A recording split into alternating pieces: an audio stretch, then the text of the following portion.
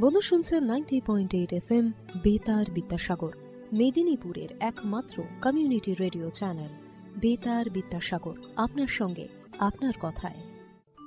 কৃষি সংক্রান্ত নানান কথা, প্রশ্ন আপনার, উত্তর দেব আমরা। কৃষিক্ষেত্রের নানান খুঁটিনাটি তথ্য নিয়েই শুরু হচ্ছে আমাদের অনুষ্ঠান ম্যাটিক্স কৃষি পাঠশালা।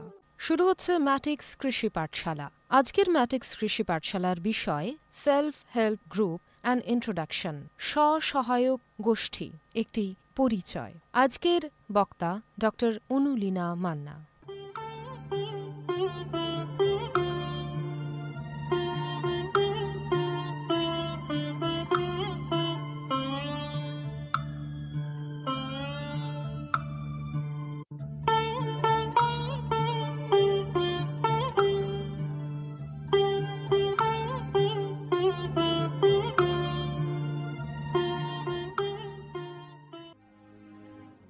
কৃষিপ্রধান দেশ ভারতবর্ষ, তাই কৃষিক্ষেত্রে উন্নতির কথা মাথায় রেখে কৃষক বন্ধুর পাশে দেশের প্রধানমন্ত্রী শ্রী নরেন্দ্র মোদী সূচনা হলো কৃষকদের জন্য বিশেষ যোজনা PM প্রণাম। জৈবিক সারের ব্যবহার থেকে কৃষকদের বিশেষ প্যাকেজ প্রদান, সবই এই যোজনার অন্তর্গত। PM প্রণাম প্রধানমন্ত্রী কর্তৃক কৃষক বন্ধুর জন্য বিশেষ যোজনা।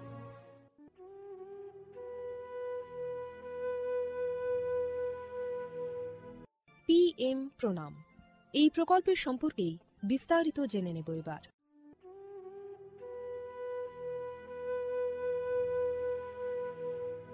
অর্থনৈতিক বিষয় সংক্রান্ত মন্ত্রিসভা কমিটি অর্থাৎ CCEA 28 জুন 2023 তারিখে অনুষ্ঠিত একটি বৈঠকে PM প্রণাম প্রকল্পটি অনুমোদন করেছে।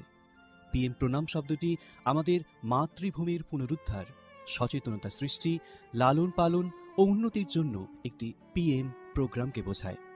আমাদের নিজের মায়ের মতো মাতৃভূমি অর্থাৎ মাদার আর্থের যত্ন নেওয়া এবং তাকে সুস্থ রাখার প্রতি এটি একটি অনন্য পদক্ষেপ। এভাবেই মাতৃভূমি এর বিনিময়ে আমাদের অনেক কিছুই ফিরিয়ে দেবেন। গ্রাম পর্যায় থেকে শুরু করে আমাদের সম্মিলিত প্রচেষ্টার মাধ্যমেই এটি সম্ভব।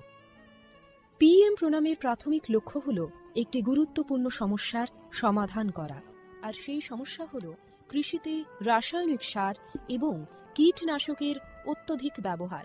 অধিক উৎপাদনের আকাঙ্ক্ষায় অতিমাত্রায় সার ও কীটনাশকের ব্যবহার হচ্ছে, যার ফলে এই মাটির ক্ষতি হচ্ছে এবং উৎপাদন ক্ষমতা কমে যাচ্ছে।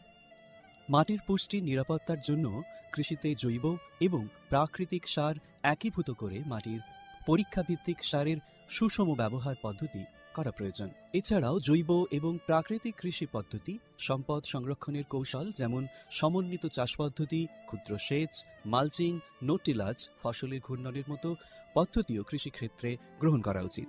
এই পদ্ধতি মাটির উর্বরতা বাড়াবে, পরিবেশ দূষণ হ্রাস করবে এবং দীর্ঘমেয়াদী কৃষি উৎপাদনশীলতা বাড়াবে। কৃষিক্ষেত্রে সুষম সারের ব্যবহার মাটি সহ আমাদের পরিবেশের স্বাস্থ্য নিশ্চিত করতে গুরুত্বপূর্ণ ভূমিকা পালন করে। ভারসাম্য বজায় রেখে সার ব্যবহারের অর্থ হল উদ্ভিদের জন্য প্রয়োজনীয় পুষ্টির উপাদান সঠিক পরিমাণে এবং অনুপাতে সঠিক সময়ে এবং সঠিক পদ্ধতিতে ব্যবহার করা। সংশ্লিষ্ট রাজ্য বিশ্ববিদ্যালয়গুলি ইতিমধ্যে তাদের এলাকার ফসলের প্রয়োজন অনুসারে এই ডোজগুলি নির্ধারণ করেছে। সুপারিশকৃত ডোজ অনুযায়ী সার ব্যবহার করলে ফসলের ফলন ও গুণগত মান বৃদ্ধি পাবে। সুস্পষ্ট মাটিতে জন্মানো ফল, শাকসবজি এবং শস্য প্রায়শই প্রয়োজনীয় পুষ্টিগুণে সমৃদ্ধ এবং স্বাদ ভালো হয়। ভালো ফসলের জন্য এবং গুণমান আমাদের কৃষকদের জন্য উচ্চ লাভের দিকে পরিচালিত করে। এটা শুধু আরও বেশি পরিমাণ ফসল ফলানোর জন্য নয়, বরং ফসলের মানকেও উন্নত করার জন্য একটি বড় পদক্ষেপ। এটি একটি জয়ের কৌশল যা আমাদের কৃষকদের, আমাদের পরিবেশ এবং শেষ পর্যন্ত আমাদের সকলকে উপকৃত করে। সঠিক জ্ঞানের সঙ্গে পুষ্টির ব্যবহার করলে আমরা যে শুধু ফলনই বাড়াতে পারব তা নয়, বরং আমাদের জমি ভবিষ্যৎ প্রজন্মের জন্য যাতে উর্বর থাকে তাও নিশ্চিত করতে পারব। সুতরাং আসুন একটি উজ্জ্বল এবং আরও টেকসই কৃষি ভবিষ্যতের জন্য সুষম সার ব্যবহারের প্রচার এবং অনুশীলন চালিয়ে যাই। বিকশিত ভারত সংকল্প যাত্রা, বিকশিত ভারত সংকল্প যাত্রা। আসুন এই প্রকল্পের বিষয়ে এবার জেনে নেওয়া যাক।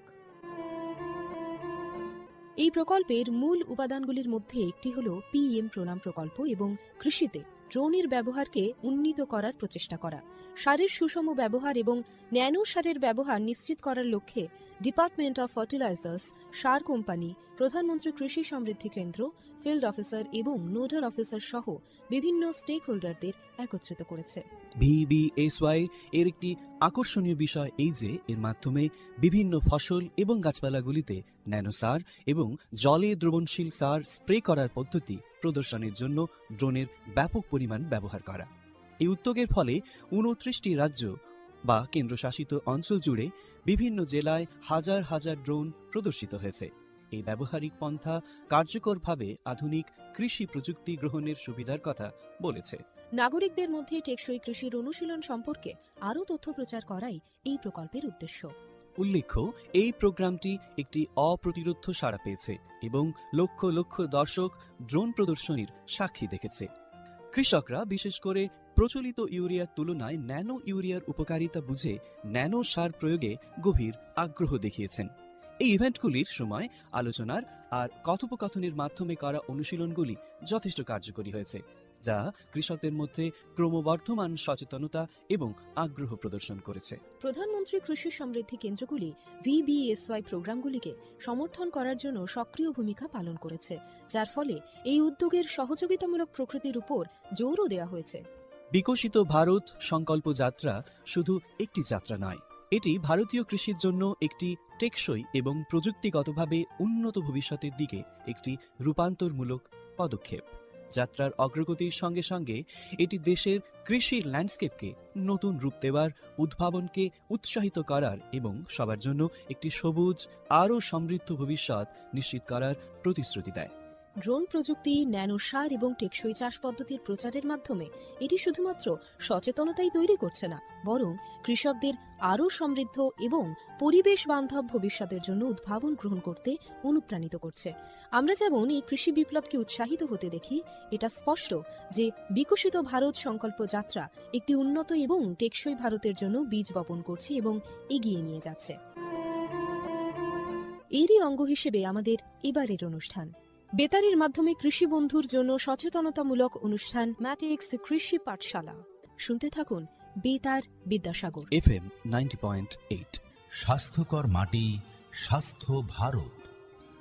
প্রিয় কৃষক ভাই ও বোনেরা, ম্যাট্রিক্স ফার্টিলাইজার অ্যান্ড কেমিক্যালস লিমিটেডের পক্ষ থেকে আমরা আপনাদের সকলকে উষ্ণ অভ্যর্থনা এবং শুভেচ্ছা জানাই।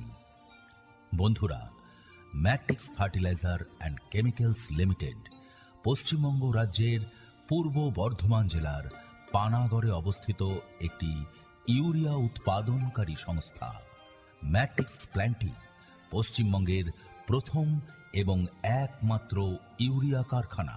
আপনারা সবাই জেনে খুশি হবেন যে মাটি পরীক্ষার জন্য কোম্পানি কর্তৃক একটি ভ্রাম্যমাণ মৃত্তিকা পরীক্ষাগার স্থাপন করা হয়েছে, যা সমগ্র বাংলায় তার পরিষেবা প্রদান করে।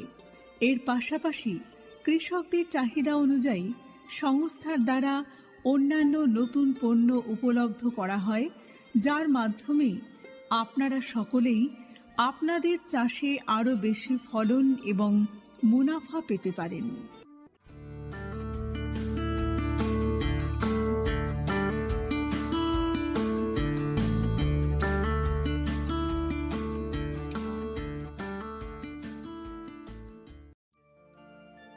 নমস্কার, আমি ডক্টর অনুলীনা মান্না। আজকে আপনাদের সঙ্গে যেটা আলোচনার বিষয় হিসেবে আমি বলতে চাই সেটা হচ্ছে সেলফ হেল্প গ্রুপ এবং তার সম্বন্ধে আলোচনা।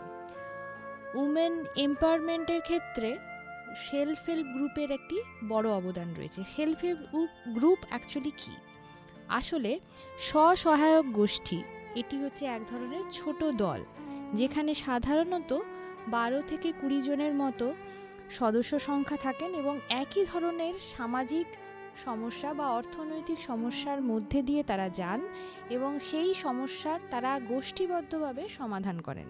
এগুলোকেই আমরা বলি স্বসহায়ক গোষ্ঠী। এর আগে আমরা উমেন এম্পাওয়ারমেন্ট এগ্রিকালচারের ক্ষেত্রে অনেকভাবে আমরা আলোচনা করেছি, তাদের সমস্যা কী,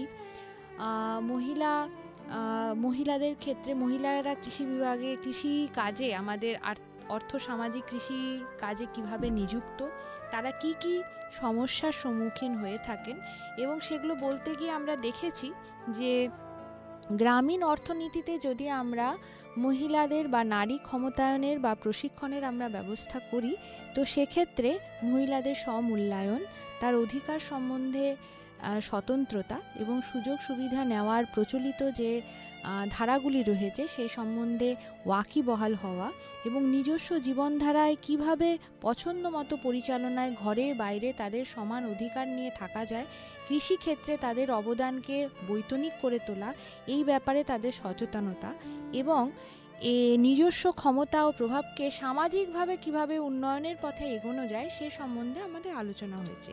এবং এই আলোচনা করতে গিয়েই আমরা বলেছি যে বিভিন্ন রকম সংস্থা, বিভিন্ন রকম কেন্দ্রীয় এবং রাজ্য সরকারের সরকারি এবং বেসরকারি সংস্থাগুলি এ ব্যাপারে বহুলভাবে অগ্রসর হয়ে সাহায্য করেছে। তো নারী ক্ষমতায়নের ক্ষেত্রে একটি প্রধান ভূমিকা কিন্তু গ্রহণ করে এই সেলফ হেল্প গ্রুপ বা স্বসহায়ক গোষ্ঠী। এবার যদি আমরা একটু ইতিহাস ঘাঁটি তাহলে আমরা বুঝতে পারবো মাইরাদা বলে একটি নন গভর্নমেন্ট অর্গানাইজেশন বা বেসরকারি সংস্থা প্রথম এই কর্ণাটক মানে দক্ষিণ ভারতের একটি রাজ্যে প্রথম এই সেলফ হেল্প গ্রুপের একটি গোষ্ঠী চালনা করে। তবুও এটা তখনও স্বসহায়ক গোষ্ঠী বা সেলফ হেল্প গ্রুপ হিসেবে অবহিত হয়নি বা নির্ণীত হয়নি। ওনারা প্রত্যেক পরিবারে, একটি গ্রামের প্রত্যেক পরিবার থেকে একটি মহিলা সদস্যকে নিয়ে গ্রামের কমন বা যেটা হচ্ছে যে একই রকম যে সমস্যাগুলি রয়েছে অর্থনৈতিক এবং সামাজিক, সেগুলিকে নিয়ে আলোচনা করা এবং তার মাধ্যমে নতুন প্রকল্প বা সম্ভাবনার মাধ্যমে কিভাবে সেগুলির সমাধান করা যায় সেগুলো নিয়ে একটু তারা বিভিন্ন গোষ্ঠীতে এই গ্রামগুলির মহিলাদেরকে একত্রিত করেন।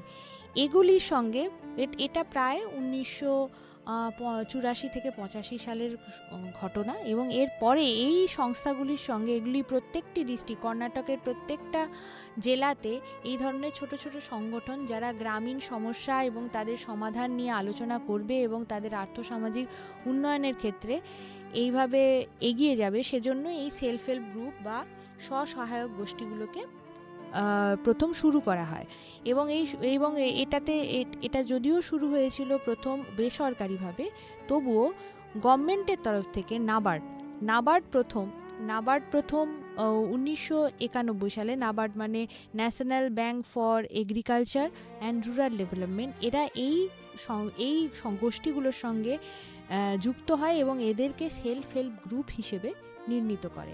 যদিও এই গোষ্ঠীগুলোর মানে সব জায়গাতে, মানে গোটা ভারতবর্ষের প্রত্যেকটা জায়গাতে এই কিছু কিছু গ্রামীণ ক্ষেত্রে এই গোষ্ঠীগুলো রয়েছে এবং বর্তমানে এগুলোর বহুল প্রচলন রয়েছে, এবং এগুলো বিভিন্নভাবে সরকারি এবং বেসরকারি গোষ্ঠীদের সহায়তা পেয়ে থাকে এবং তার মাধ্যমে বিভিন্ন রকম ঋণ, কিছু অনুদান পেয়ে থাকেন, এবং তার মাধ্যমে তারা গ্রামের উন্নয়নের ক্ষেত্রে তাদের নিজস্ব কিছু শৈল্পিক ক্ষমতা বা তাদের নিজস্ব কিছু টেকনোলজি দিয়ে তারা এটা গ্রামের অর্থ সামাজিক উন্নতির পথে এগিয়ে যায়। তাহলে সেলফ হেল্প গ্রুপ বা স্বসহায়ক গোষ্ঠীর ক্ষেত্রে কোনগুলিকে আমরা বুঝে নেব, কোনগুলো মেন গুরুত্বপূর্ণ অবদান গ্রহণ করে সেগুলো আমরা দেখে নেব। প্রথম কথা, এটাতে 20 জনের কম জনসংখ্যা নিয়ে গঠিত হয় এবং মহিলা পরিচালিতই প্রধানত হয়। তাছাড়াও এখানে পুরুষ মহিলা সংগঠনও থাকেন, মিক্সড, মানে দুজনে মিলেই করেন এরকমও থাকেন, শুধু পুরুষ চালিতও হন। যেটা বহুল প্রচলিত সেটা কিন্তু মহিলা সংগঠন, এবং মহিলাদের ক্ষেত্রে এটা বলা হয় যে তাদের এই যে সংগঠনটা তারা যেটা চালায়, তাদের যে প্রত্যেক পরিবার থেকে একমাত্র একটি করে সদস্যকে নেওয়া হয়, যার ফলে এই সংগঠনের যে আলোচনা হয় তাতে পারিবারিক সমস্যার তুলনায় সামাজিক সমস্যা বা গ্রামীণ সমস্যা, যেগুলো সকলেরই কমন বা তাদের সকলেরই একই রকম, সেই সমস্যা বা একই ধরনের যে সমস্যাগুলি আছে সেগুলো তুলে ধরা হয়। এছাড়াও যেটা হয় বেশিরভাগ ক্ষেত্রে এটাতে সংগঠনগুলিতে তাদের একটা আলাদা করে মিটিং হয়, বা তাদের প্রতিদিনের, প্রতি সাপ্তাহিক কিংবা রেগুলার বেসিসে তাদের একটা মিটিং হয়, সপ্তাহে একটা মিটিং হয়, এবং সেই মিটিংয়ে খাতার রেকর্ড রাখা হয়। গ্রামীণ সমস্যা আলোচনার সঙ্গে সঙ্গে তার কিভাবে সুরাহা করা যায় সেটা হয়, এবং সংগঠিতভাবেই এটা করা হয়। এছাড়াও আর 2-3টে কথা আমি এই সেলফ হেল্প গ্রুপের ক্ষেত্রে বলবো। সেক্ষেত্রে বিভিন্ন এনজিওরা তো তাদের অনুদান দেয়, এবং সেই অনুদান তারা ঋণ হিসেবে নেয়, এবং সেই ঋণ কিন্তু তারা শোধও করেন নিজস্ব সংগঠনের আয় থেকে। এবং তার মানে এই সংগঠনগুলো এটা নয় শুধু সমস্যার সমাধান করেন, তার মানে এই সংগঠনগুলো গ্রামীণ আয়ের একটি রাস্তা খুলে দেয়, এবং সেই আয়টির কিছু কিছু ভাগ যারা যারা সদস্য আছে তারাও এটাকে বহন করেন, কারণ তাদের শ্রম দিয়েই এই আয়টি আসে। এছাড়াও সেলফ হেল্প গ্রুপের সংগঠনের কিছু নিয়মাবর্তী রয়েছে, যেমন প্রতি পরিবারের একজন সদস্য নিয়ে এই সংগঠন হয়। একটি সেলফ হেল্প গ্রুপে বা স্বসহায়ক গোষ্ঠীতে যিনি নিযুক্ত থাকবেন তিনি কিন্তু আর 5টা গোষ্ঠীতে নিযুক্ত থাকতে পারবেন না। 10 থেকে 20 জনের মধ্যেই এই সংগঠনের সদস্য সংখ্যা থাকেন। সদস্যরা একজনকে বা দুজনকে দল পরিচালনার কাজে নিয়োজিত করেন। একজনকে বলা হয় অ্যানিমেটর, আরেকজনকে বলা হয় রিপ্রেজেন্টেটিভ, এবং দুজনেই কিন্তু বিভিন্নভাবে বিভিন্ন বহুজাত মানে বাইরের দিকে যে সংস্থাগুলোর সঙ্গে তাদের যোগাযোগ থাকে তাদের কাছ থেকে ঋণের ব্যবস্থা, পরিকল্পনা, যোজনা, প্রযোজনা, সরকারি যে অনুদান থাকে তাদের সঙ্গে সেলফ হেল্প গ্রুপকে যুক্ত করা, এইসব কাজে লিপ্ত থাকেন, এবং তারা গোটা দলটিকে পরিচালনা করেন। শুধু তাই নয়, একটি সেলফ হেল্প গ্রুপের সদস্য একাধিক সেলফ হেল্প গ্রুপে যেমন থাকতে পারে না, তেমনি সদস্যদের প্রত্যেককে সেই সেলফ হেল্প গ্রুপের যা আয় ব্যয়, জমা খরচ, যা যা পরিকল্পনা হচ্ছে সেখানে একটি পরিষ্কার লিপিবদ্ধ একটা চিত্র তাদের থাকতে হয়, এবং প্রত্যেক সদস্য সে সম্বন্ধে ওয়াকিবহাল থাকে। যদি এই নিয়ম, এবং এই নিয়মটি কিন্তু খুবই মানে কঠিন, এবং কারণ এখান থেকে নিয়মচ্যুত হলে সেই সদস্যকে ওই সেলফ হেল্প গ্রুপ থেকে আওতা থেকে বহিষ্কার করা হয়। এবং সেক্ষেত্রে নিয়মে কি করা হয়, কেউ যদি 3 বারের বেশি যদি কেউ মিটিং যদি না উপস্থিত থাকেন তাহলে তাকে কিন্তু সেলফ হেল্প গ্রুপের আওতায় আর রাখা হয় না। কোনো নিয়ম বিরুদ্ধ কাজ, সদস্যদের মতামত না নিয়ে যদি কেউ কোনো নিয়ম বিরুদ্ধ কাজ, কিছু টাকা পয়সার লেনদেন বা অন্য কিছুর সঙ্গে লিপ্ত হন তাহলে সেলফ হেল্প গ্রুপ থেকে তাদেরকে বহিষ্কার করা হয়। এবং সহমতামতের বাইরে গিয়েও যদি কেউ অন্য ধরনের কোনো কাজ করেন, এবং মোটামুটি সেলফ হেল্প গ্রুপ বা স্বসহায়ক গ্রুপগুলিতে যাই কাজ হোক না কেন সেগুলো সহমত পোষণ করেই হয়। এটার ক্ষেত্রে গ্রুপ মিটিংয়ের ক্ষেত্রে সাপ্তাহিক যে মিটিংগুলো হয় সেখানে জমা খরচের হিসেব যেমন রাখা হয় তেমন ডেমোক্রেসিও মেনটেন করা হয়। মানে জনসাধারণের ক্ষেত্রে সবার সহমত নিয়ে কোনো একটা নির্দিষ্ট ডিসিশন বা কোনো একটা নির্দিষ্ট প্রকল্পে তারা উপনীত হন, বা সমস্যার সম্মুখীন হলে সেটা করেন, এবং নিজেদের যা কিছু সংস্থা আছে, এবং কৃষিক্ষেত্রে এটা কিন্তু খুব উপযোগী। কেমন কয়েকটি উদাহরণ দিই। মহিলারা শুধুমাত্র চাষের সময় ধান বা এগুলোর বিভিন্ন পরিচর্যার কাজে যেমন লিপ্ত থাকেন, তার বাইরে তাদের গোষ্ঠীবদ্ধভাবে তারা বিভিন্নভাবে গ্রামের বিভিন্ন মহিলাদেরকে অনুপ্রাণিত করেন উদ্যান বিদ্যা, যেমন ধরুন মশলা চাষ বিভিন্ন রকম, যেমন আদা, হলুদ, আদা, পেঁয়াজ, ঘরের সামান্য যে চৌহদ্দির মধ্যে যতটুকু চাষ করা যায় সেটুকুর জন্য উদ্বুদ্ধ করতে থাকেন। কিছু টেলারিং সিস্টেম মানে জামা কাপড় এগুলো তৈরি করা। এমনকি কিছু কিছু উদাহরণ এমনও দেখা গেছে যে গ্রামের যে স্কুলটি আছে তার স্কুলের সমস্ত দায়িত্ব, স্কুলের সমস্ত ড্রেস তৈরি বা তাদের যে পোশাক তৈরির দায়িত্ব একটি সেলফ হেল্প গ্রুপ গ্রহণ করেছে, এবং তারা সেলাই করে সেই উপযুক্ত সময়ে সেই স্কুলের সেই পোশাক তারা বানিয়ে স্কুলকে দিয়েছে, এবং সেই পোশাক পরেই সমস্ত ছাত্রছাত্রীরা তাদের স্কুলের সব কিছু মেনটেন করছে। তো এই ধরনের যে সার্বিকভাবে একটা সংগঠিত হয়ে একটা সার্বিকভাবে মহিলা পরিচালিত যে শুধুমাত্র মানে কৃষিক্ষেত্রে নয়, কৃষিক্ষেত্রের সহায়ক যে দিকগুলো আছে সেগুলোকেও যে তুলে ধরা হচ্ছে সেগুলো কিন্তু খুব গুরুত্বপূর্ণ। যেমন ধরুন ফুড প্রসেসিং মানে কি, মানে আমরা ধান চাষ করি, কিন্তু ধান চাষের পরে ধান তো আমরা বিক্রি করি না, আমরা চাল বিক্রি করি। তো সেক্ষেত্রে সেই চালটা যে তৈরি করা হবে, এই সেলফ হেল্প গ্রুপের তরফ থেকে বিভিন্ন গ্রামের বিভিন্ন পরিবারের কাছে বিভিন্ন যোজনার মাধ্যমে এই চাল তৈরি বা বিভিন্ন রকম চালের প্রোডাক্ট তৈরি, কিংবা হচ্ছে যে পাঁপড়, বড়ি, এই ধরনের বিভিন্ন রকম পরিকল্পনার মাধ্যমে তারা গ্রামকে যেমন, এবং সেগুলো বিক্রি করে যে রকম আয় তাদের হয় সেটা গ্রামীণ ওই সেলফ হেল্প গ্রুপের মধ্যেই থাকে, এবং গ্রামীণ সার্বিক একটা উন্নয়নের পথে সেলফ হেল্প গ্রুপ কিন্তু এভাবে খুব সাহায্য করে। যদি আমরা সেলফ হেল্প গ্রুপে আরও কিছু দিক আলোচনা করতে চাই, তাহলে এদের যে ভেতরের যে পরিকল্পনা সেটা যদি আমরা বুঝতে চাই, তাতে কি হয় যে মহিলা এম্পাওয়ারমেন্টের সঙ্গে এটার কি সম্পর্ক। প্রথম কথা তো সরাসরি সম্পর্ক রয়েছে, যেমন ধরুন তারা প্রতিনিয়ত একটা আয়ের রাস্তা দেখছে, বহুমুখী আয়ের রাস্তা, যেটা আমাদের আগেও আলোচনা হয়েছিল যে ভারতবর্ষের আর্থসামাজিক বা আমাদের গ্রামীণ যে জায়গাগুলো আছে তাদের আর্থসামাজিক উন্নতির ক্ষেত্রে যেটা একটা বড় উন্নয়ন, সেক্ষেত্রে তো বহুমুখী একটা আয়ের রাস্তা খোলে। তাছাড়াও মহিলাদের যে বাধাগুলো ছিল, যে সচেতনতা বোধগুলো কম ছিল, সেগুলো কিন্তু বাড়তে থাকে। কেন না, সাধারণ যে প্রথাগত যে চিন্তাধারা, সেই প্রথাগত চিন্তাধারাগুলো থেকে বেরিয়ে এসে মহিলারা নতুনভাবে চিন্তা করতে শুরু করেন, এবং তারা একটা সংগঠনের মাধ্যমে, মানে সকলের চিন্তাধারা মিলিয়ে নতুন প্রকল্পের মাধ্যমে তারা সেই কোনো একটা সমস্যা থাকলে তার সমাধান করতে থাকেন। এছাড়াও যেটা হচ্ছে যে প্রধান বিষয়, যেটা হচ্ছে যে তাদের হচ্ছে যে আত্মনির্ভরশীলতা এবং হচ্ছে যে আত্মনির্ভর সিদ্ধান্ত গ্রহণের ক্ষমতা, এটা কিন্তু বাড়তে থাকে। সিদ্ধান্ত গ্রহণ, আত্মনির্ভরশীলতা, পরিকল্পনা তৈরি করা, এগুলো কিন্তু ওমেন এম্পাওয়ারমেন্টের দিকে একটা বড় গতি। কারণ কি, মহিলাদের মধ্যে এই বোধগুলো কম থাকার জন্য বিনা পরিশ্রম, অবৈতনিক পরিশ্রমের দিকে তাদের ঝোঁকটা বেশি ছিল, যেটা আস্তে আস্তে সেলফ হেল্প গ্রুপের মাধ্যমে তাদের বৈতনিক ব্যাপারে বোধগুলো বাড়ছে।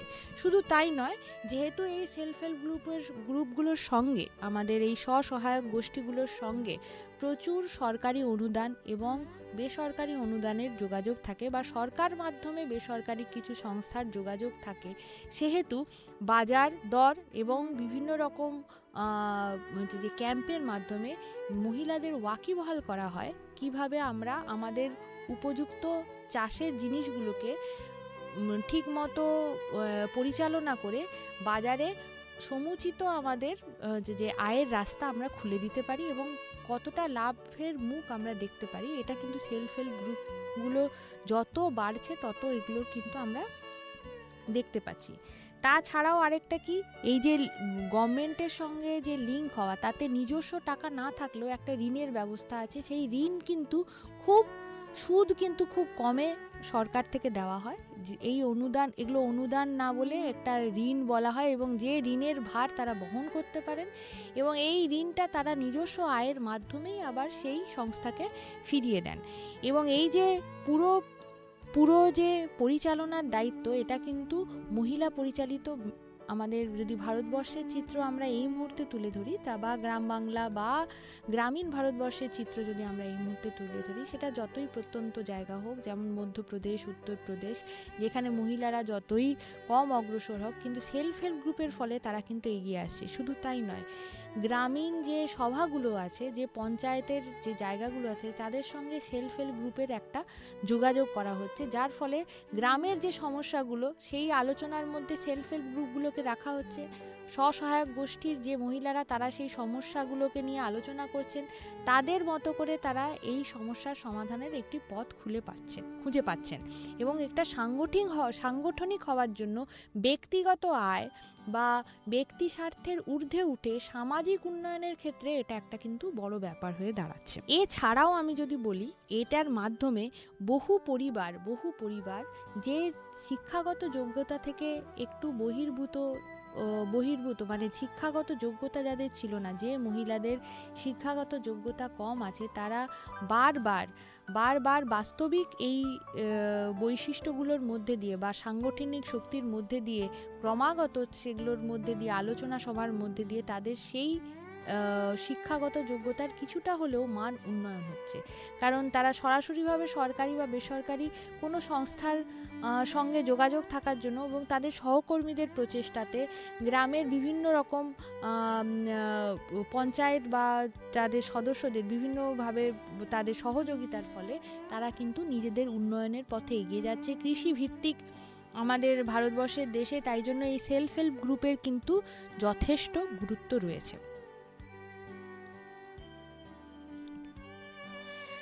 তাহলে সেলফ হেল্প গ্রুপ বলতে আমরা যেটাকে বুঝলাম সেটা হচ্ছে যে একটি সংগঠন যেটা মহিলা পরিচালিত এবং এর সঙ্গে কিন্তু মহিলা এম্পাওয়ারমেন্ট মানে নারী ক্ষমতায়নের ক্ষেত্রে কিন্তু বহুল অগ্রগতি হয়েছে এবং শেষ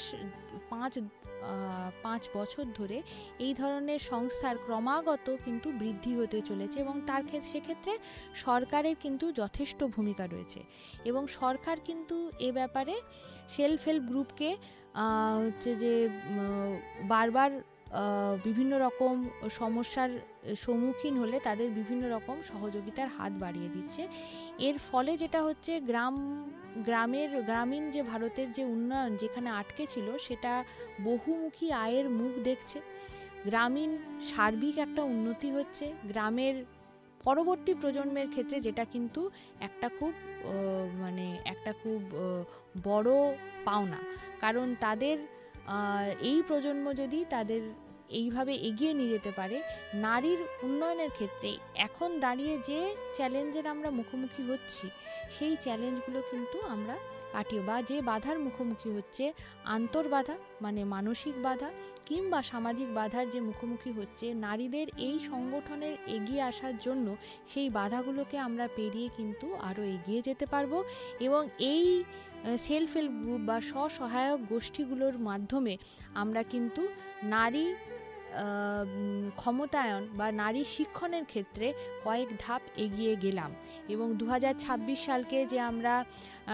উমেন এম্পাওয়ারমেন্ট ইয়ার হিসেবে ডিক্লেয়ার করছি বা আমরা যদি ঘোষণা করা হবে এটা বলা হচ্ছে, ওটাকে নির্ধারণ করা হয়েছে, সেক্ষেত্রে কিন্তু আমরা ভারতবাসী হিসেবে বা আমাদের গ্রামীণ ভারতের তরফ থেকে আমরা কিন্তু এই সেলফ হেল্প গ্রুপের মাধ্যমে একটি ধাপ এগিয়ে রইলাম এবং এই গ্রুপগুলোর মাধ্যমে এগুলো যারা আরও সশক্তি হয়ে উঠুক, এই বিভিন্ন রকম আমাদের এই যে কৃষি বার্তা বলুন বা বিভিন্ন এই শ্রোতা বন্ধু বা দর্শক বন্ধু যারা আমরা এগুলোর সঙ্গে যুক্ত আছি, এই কৃষি ক্ষেত্রের সঙ্গে যুক্ত আছি বা কৃষিবিদ্যার সঙ্গে যুক্ত আছি, তারা বিভিন্নভাবে প্রচারের মাধ্যমে এগুলো যাতে আরও বেশি সশক্তিকরণ হয়ে ওঠে মানে আরও বেশি শক্তিশালী হয়ে ওঠে সেগুলোর দিকে আমাদের খেয়াল রাখতে হবে। এই বলে আজকের অনুষ্ঠান আমরা শেষ করছি। নমস্কার, ভালো থাকবেন।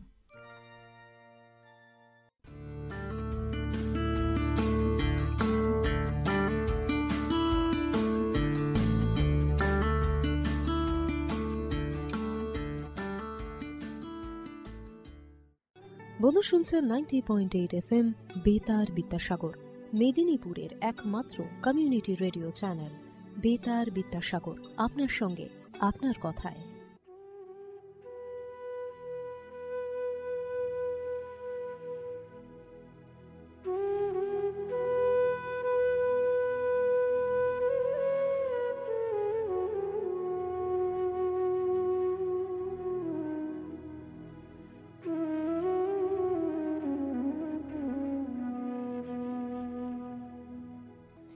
বন্ধু এতক্ষণ শুনছিলেন 90.8 FM প্রচার তরঙ্গে বেতার বিদ্যাসাগর, শুনছিলেন বেতার বিদ্যাসাগরে কৃষি সংক্রান্ত বিশেষ অনুষ্ঠান ম্যাটিক্স কৃষি পাঠশালা। আর এই অনুষ্ঠানে অংশ নিতে চাইলে কিংবা এই অনুষ্ঠানে আলোচনা সংক্রান্ত কোনো প্রশ্ন যদি বন্ধুর থেকে থাকে তাহলে চট করে সেই প্রশ্ন আমাদের কাছে পৌঁছেও দিতে পারেন। আমাদের ইউটিউবে কমেন্ট সেকশনে কমেন্ট করে জানাতে পারেন কিংবা ফেসবুকেও আমাদের কমেন্ট সেকশনে কমেন্ট করে জানাতে পারেন কিংবা মেসেজ করতে পারেন। সরাসরি আমাদের ফোন করে আমাদের সঙ্গে যোগাযোগ করতে পারেন।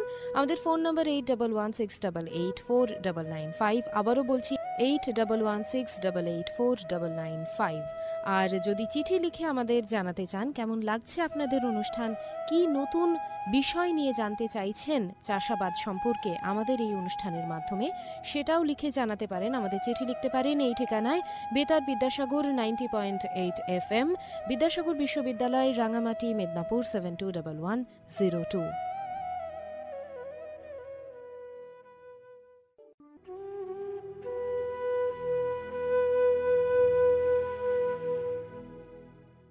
এতক্ষণ শুনছিলেন কৃষি সংক্রান্ত বিশেষ অনুষ্ঠান ম্যাটিক্স ফার্টিলাইজার্স ও কেমিক্যালস লিমিটেডের প্রস্তুতি, কৃষক ভাই ও বন্ধুর জন্য কৃষিক্ষেত্রে বিশেষ বার্তা।